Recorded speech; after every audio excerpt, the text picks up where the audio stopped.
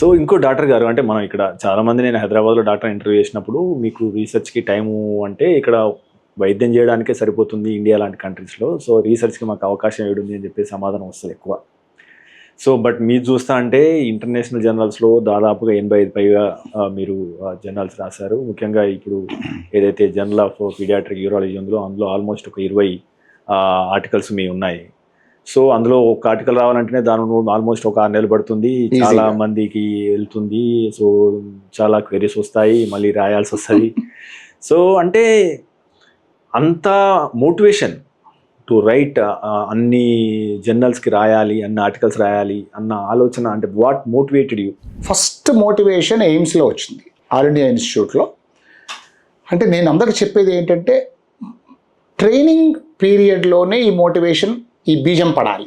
Okay, training టైంలో research చేయకపోతే, publish చేయకపోతే తర్వాత ప్రాక్టీస్లోకి వచ్చాక బీజం పడదు. ఓకే, ట్రైనింగ్ టైంలోనే ఎయిమ్స్లో మేము ఉన్నప్పుడు మాకు 2 థీసిస్లు ఉండేవి. అన్నీ ఇండియా మొత్తం మీద ఉండే పీడియాట్రిక్ సర్జరీ ట్రైనింగ్ డిపార్ట్మెంట్స్లో స్టూడెంట్స్ ఓన్లీ ఒక థీసిస్ చేయాలి, మేము 2 థీసిస్ చేయాలి ఆ ట్రైనింగ్లో. దాంతోపాటు మా టీచర్స్, మా కన్సల్టెంట్స్ వాళ్ళు మమ్మల్ని బాగా ఎంకరేజ్ చేసేవాళ్ళు. అంటే ఈ పేపర్ పబ్లిష్ చేయి, ఈ డేటా బయటికి, ఈ డేటా మనం రాద్దాము.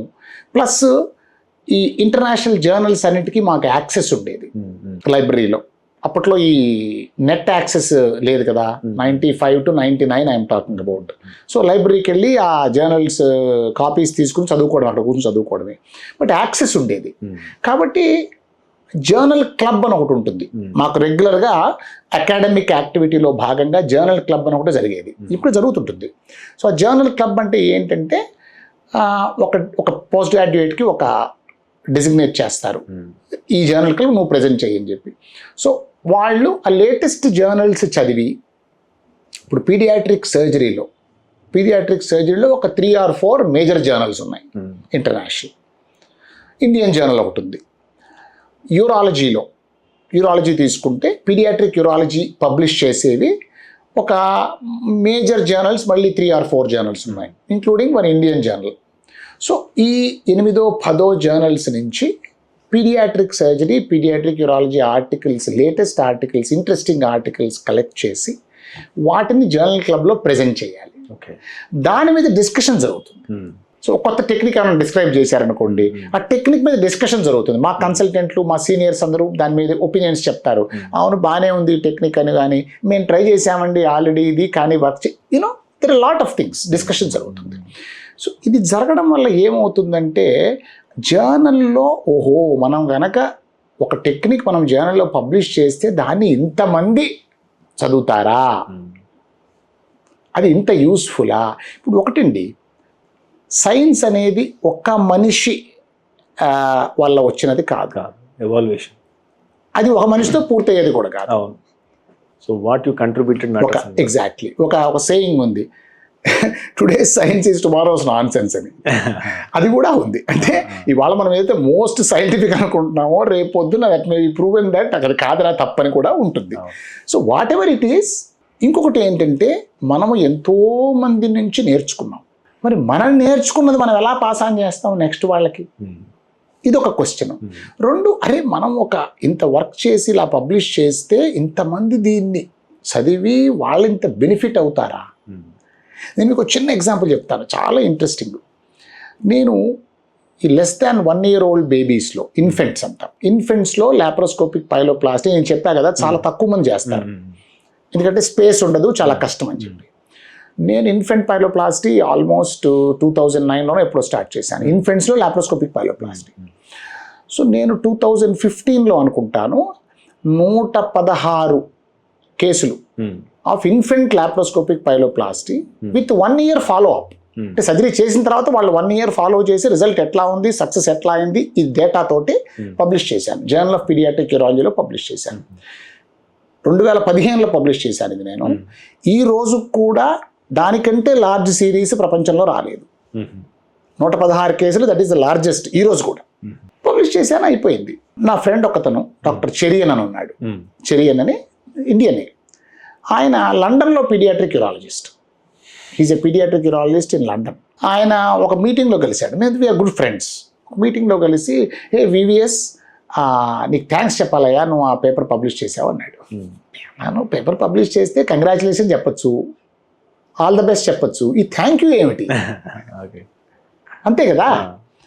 అంటే అతను అన్నాడు అతనికి లాప్రోస్కోపిక్ పైలోప్లాస్టీ ఇన్ఫెంట్స్లో చెయ్యాలని ఉండేది, పెద్దవాళ్ళలో చేస్తున్నాడు, ఇన్ఫెంట్స్లో ఇంకా చేయలేదు.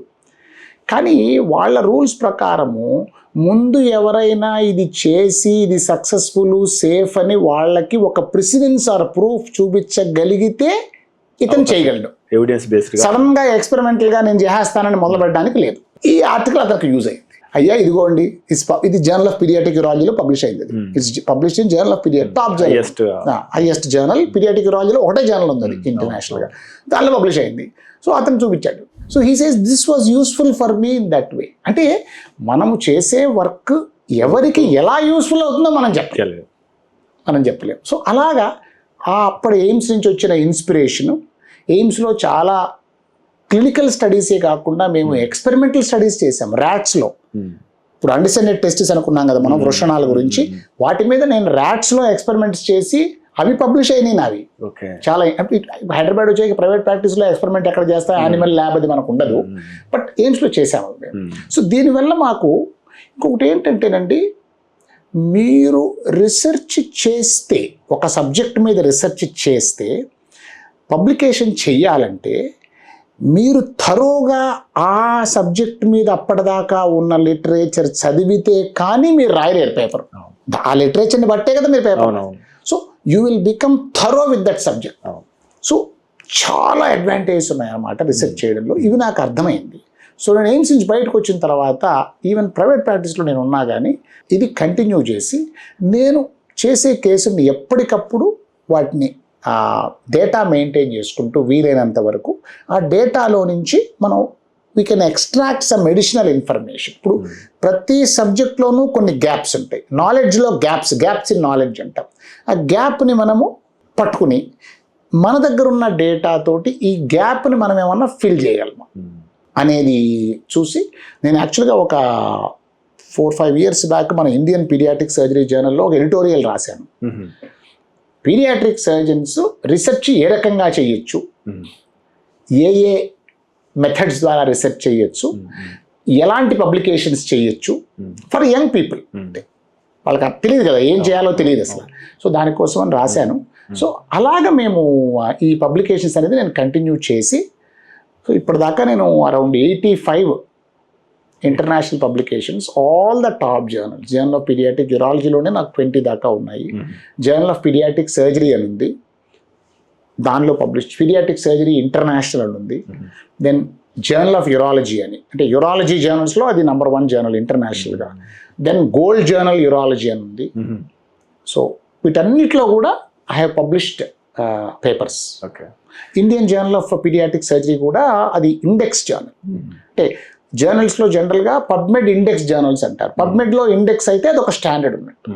సో ఇండియన్ జర్నల్స్ కూడా దే ఆర్ ఇంటర్నేషనల్.